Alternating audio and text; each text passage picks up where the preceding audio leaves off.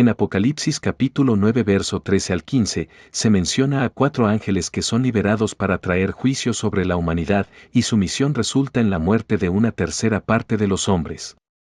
Estos ángeles son liberados cuando el sexto ángel tocó su trompeta y están preparados para un momento específico en la historia. El sexto ángel tocó la trompeta y oí una voz de entre los 4 cuernos del altar de oro que estaba delante de Dios, diciendo al sexto ángel que tenía la trompeta: desata a los 4 ángeles que están atados junto al gran río Éufrates. Y fueron desatados los 4 ángeles que estaban preparados para la hora, día, mes y año, a fin de matar a la tercera parte de los hombres. Apocalipsis capítulo 9 verso 13 al 15. Estos ángeles, que han estado atados junto al río Éufrates, son desatados en este preciso momento para cumplir una parte de los juicios apocalípticos.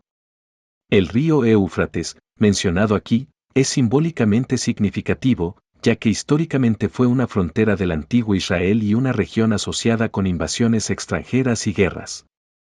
En este contexto, se asocia con el juicio y el conflicto final. Interpretaciones comunes.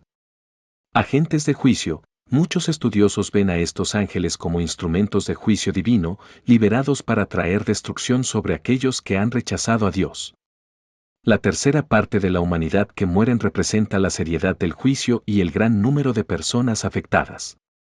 Relación con eventos futuros. Algunos interpretan esta profecía en términos de guerra o catástrofe mundial que podría llevar a una devastación a gran escala, mientras otros lo ven como un evento simbólico que representa el juicio espiritual y no necesariamente una guerra física.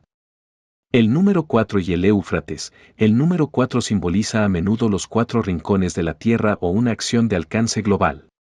El Éufrates, en el contexto de Apocalipsis, puede simbolizar una fuente de conflicto o frontera del juicio divino, y su mención podría señalar un evento específico o un área simbólicamente vinculada con juicios pasados sobre Israel y las naciones. Esta profecía es un recordatorio dentro del mensaje del Apocalipsis de que, según el texto, el juicio de Dios se extenderá hasta las naciones en el momento establecido.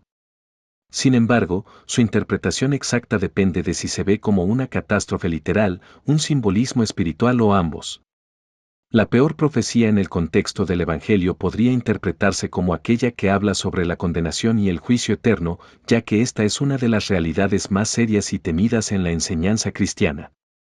Aquí hay algunas profecías y enseñanzas específicas que se consideran especialmente graves dentro del mensaje del Evangelio.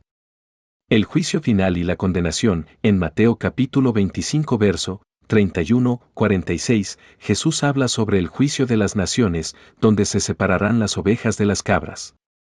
Aquellos que no han ayudado a los necesitados y que no han mostrado fe en Él, serán enviados al castigo eterno.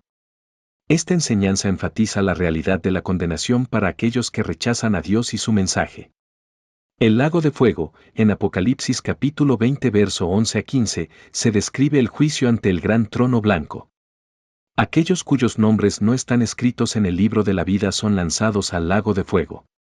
Esta imagen de condenación eterna y separación de Dios es profundamente perturbadora y resuena como una de las advertencias más serias del Evangelio. La advertencia contra la blasfemia del Espíritu Santo. En Mateo capítulo 12 verso 31-32, Jesús advierte que toda blasfemia será perdonada, pero la blasfemia contra el Espíritu Santo no será perdonada. Esta declaración ha sido interpretada como una advertencia sobre la gravedad de rechazar el testimonio y la obra del Espíritu Santo en la vida de una persona, llevando a la desesperanza y la condenación.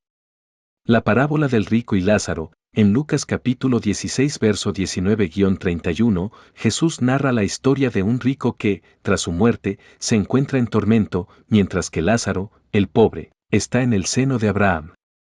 Esta parábola destaca la reversión de las fortunas en la vida eterna y subraya la realidad de la condenación y el sufrimiento después de la muerte para aquellos que vivieron en desobediencia a Dios.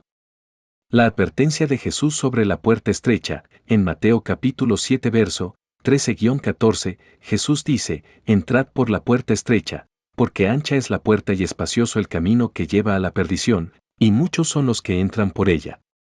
Porque estrecha es la puerta y angosto el camino que lleva a la vida, y pocos son los que la hallan. Esta advertencia destaca la dificultad del camino hacia la salvación y la realidad de que muchos se perderán. Estas enseñanzas y profecías reflejan el enfoque del Evangelio en la necesidad de arrepentimiento, fe y obediencia a Cristo, así como la seriedad de las consecuencias de rechazar su mensaje. La idea de la condenación eterna y el juicio es una de las advertencias más importantes dentro de la narrativa del Evangelio. En el libro de Apocalipsis, las calamidades y juicios descritos son, en efecto, ejecutados por ángeles de Dios, no por los ángeles de Satanás. Este aspecto puede parecer sorprendente, ya que solemos pensar en los ángeles de Dios como portadores de paz y protección. Sin embargo, en Apocalipsis, su papel como agentes de juicio se ajusta a la misión de cumplir la justicia y el plan de Dios para el fin de los tiempos. Aquí te explico por qué los ángeles de Dios son quienes ejecutan estos juicios y cómo esto se entiende en el contexto del libro. 1. Rol de los ángeles como ejecutores de justicia. En Apocalipsis, Dios envía a sus ángeles para desatar una serie de juicios sobre el mundo, las 7 trompetas y las 7 copas de la ira. Estos ángeles no actúan por su propia voluntad o con intenciones malignas, sino bajo el mandato de Dios. En la narrativa bíblica, estos juicios son parte de la justicia divina que busca corregir, advertir y purgar el mal antes de la instauración del reino definitivo de Dios. Por ejemplo, los ángeles que tocan las 7 trompetas en Apocalipsis 8 a 9 desatan plagas y catástrofes que afectan la tierra, el mar, los ríos y la humanidad. En Apocalipsis 16, los ángeles derraman las copas de la ira de Dios, causando sufrimiento a aquellos que han rechazado a Dios y adorado a la bestia. 2. Diferencia entre juicio y maldad. Los ángeles de Dios ejecutan juicios, mientras que los ángeles de Satanás, demonios, causan destrucción por maldad. Los juicios en Apocalipsis están orientados a la justicia y la retribución, no al mal gratuito. En otras palabras, las calamidades son vistas como actos de juicio divino y no como actos de venganza o maldad sin propósito. En Apocalipsis capítulo 9 verso 1 a 11, vemos un ejército demoníaco liderado por un ser llamado Abadón o Apolión, el ángel del abismo, que inflige tormento, pero sin permiso para destruir completamente. Estos demonios son agentes de Satanás y causan sufrimiento sin un propósito de justicia, solo con la intención de hacer daño. 3. Propósito de los juicios en Apocalipsis. En Apocalipsis, los juicios cumplen varias funciones, son advertencias, son parte del llamado al arrepentimiento, y son una purificación de la creación para preparar el camino del reino de Dios. En este sentido, el sufrimiento y las calamidades descritas en Apocalipsis son parte de un plan redentor, no actos de maldad arbitraria. 4. El concepto de justicia en el fin de los tiempos. Los ángeles que llevan a cabo estos juicios están realizando el plan de Dios para poner fin a la maldad y la rebelión en el mundo, según la narrativa de Apocalipsis. Su propósito es restaurar el orden divino y erradicar la injusticia y el mal antes del establecimiento del cielo nuevo y tierra nueva, Apocalipsis capítulo 21 verso 1 a 4. En resumen, los ángeles de Dios ejecutan juicios en Apocalipsis, no porque sean malvados, sino porque están cumpliendo el plan de justicia divina. Es un papel que muestra la seriedad del juicio final y la restauración que Dios tiene preparada, según la visión apocalíptica del libro. En la literatura y la tradición esotérica, especialmente en textos sobre demonología, se mencionan varios ángeles caídos que forman parte de las legiones de Satanás. A continuación, te presento algunos de estos nombres, junto con sus características y funciones. 1. Legiones de Satanás.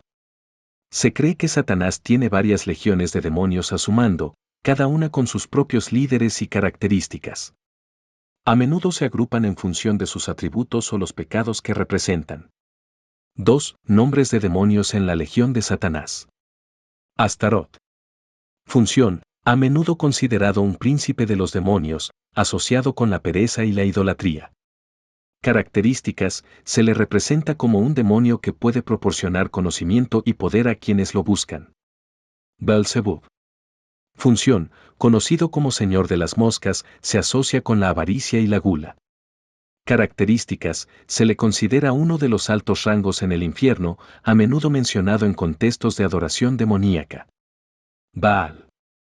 Función: demonio de la fertilidad y el culto pagano.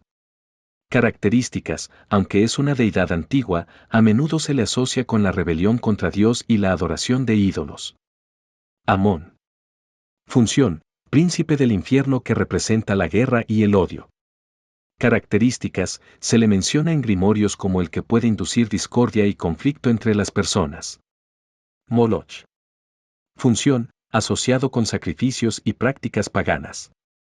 Características: a menudo se le representa como un ídolo al que se ofrecían sacrificios humanos.